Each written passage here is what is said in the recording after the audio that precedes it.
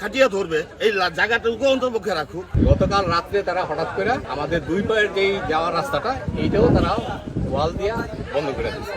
আমাদের এখানে 40 বিঘা জমি ছিল এই কোনাবাড়ি মৌজায়, এখন কোনাবাড়ি মৌজা এটা নিয়ে গেছে কামারগাঁও মৌজায়। তো আমাদের এই রাস্তা দীর্ঘ 30 বছর যাবৎ আমরা এই রাস্তার জন্য ভুক্তভোগী। আমরা এক এক সময় এক এক জায়গাটা এই পানি পেক কাদা বাইঙ্গা দুই পায়ে হাইটা আমাদের জমিতে যাওয়ার জন্য চেষ্টা করতেছি, এইভাবেই দেখতেছি।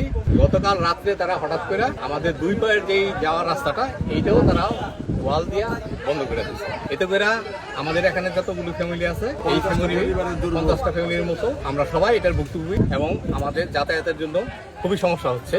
তো আমরা সবার কাছে আমাদের একটা বিনীত আবেদন যে আমাদের পায়ে হাঁটার জন্য 2 ফুট জায়গা আমাদেরকে অন্তত না হয় দেওয়া।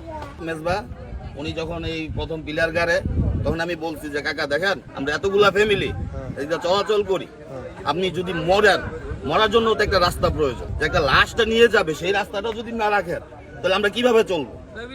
আমাদের এতগুলা ফ্যামিলি গুলা তো কিছু নাই গিয়া, ওনারা পায়ে ধরা পর্যন্ত অনুরোধ ছিল। এখন উনি বলে আমরা কেউ ওনার সাথে কথা বলি নাই।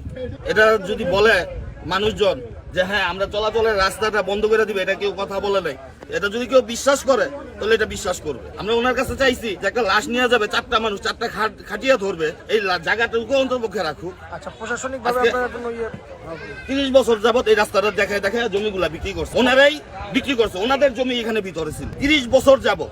তো 30 বছর যাবত এই রাস্তাটা ছিল, আজকে কেন এই রাস্তা হঠাৎ করে রাত্রে এটা বন্ধ হবে? প্রশাসনিক সহযোগিতা চেয়েছি, এসআই স্যার নিজে এসেছিল, ওনাদের কর্মস্থল বন্ধ রাখতে বলেছিল যে আমরা রাস্তা একটা বাউ না হওয়া পর্যন্ত আপনারা কর্ম বন্ধ রাখবেন, কিন্তু ওনারা এই কাজটা করেনি। এই যে রাত্রেবেলা দেখেন এই যে